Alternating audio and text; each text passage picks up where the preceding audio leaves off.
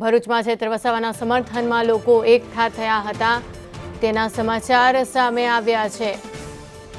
મુખ્યમંત્રીને સંબોધીને કલેક્ટરને આવેદનપત્ર પણ આપવામાં આવ્યું। ભરૂચમાં ચૈત્ર વસાવાના સમર્થનમાં લોકો એકઠા થયા અને ત્યારબાદ આવેદનપત્ર આપ્યું। રાજકીય કિન્નાખોરી રાખીને તેમને જેલમાં મોકલવામાં આવ્યા છે તેવો આક્ષેપ પણ કરવામાં આવ્યો।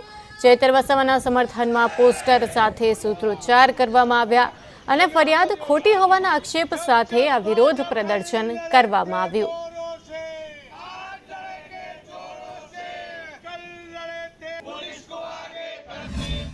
ભાજપની આ તાનાશાહી, દમનશાહી, ગુંડાશાહી, હિટલરશાહી સરકારે દેડિયાપાડાના ધારાસભ્ય શ્રી ચૈતરભાઈ વસાવાને ખોટી રીતે ફસાવાનું ષડયંત્ર કરવા માટે જે પહેલેથી સ્ટોરી બનાવીને જે ખોટા કેસમાં ફસાવી દીધા છે, ત્યારે અમે આજે સૌ આદિવાસી સમાજના આગેવાનો, આમ આદમી પાર્ટીના આગેવાનો, તમામ લોકો આજે પક્ષ પાર્ટી છોડીને આજે ચૈતરભાઈના સમર્થનમાં મુખ્યમંત્રીશ્રીને ભરૂચના કલેક્ટર મારફત આવેદનપત્ર આપવા માટે આવેલા છે। અમારો આવેદનપત્ર આપવાનો હેતુ એ છે કે જે પણ પોલીસ કર્મીઓએ અને અધિકારીઓએ જે ખોટી રીતના આ ધારાસભ્યશ્રી પર ફરિયાદ કરી છે એ લોકો પર કાયદાકીય કાર્યવાહી કરવામાં આવે છે।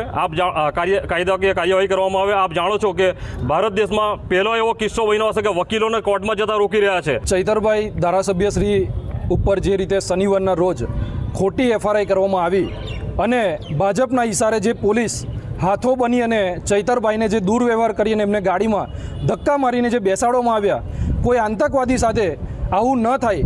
ભાજપના જ કેટલાક બળાત્કારીઓ આજે ખુલ્લેઆમ ફરી રહ્યા છે। એ બળાત્કારીઓ જોડે આ લોકોએ આવો વ્યવહાર નહીં કર્યો અને બચુ ખાબડ એના જે દીકરાઓ છે એ આજે જે કૌભાંડમાં ફસાયા છે 2500 કરોડના જે નરેગા કૌભાંડની અંદર, એ લોકો જોડે આવો વ્યવહાર નથી કરવામાં આવ્યો।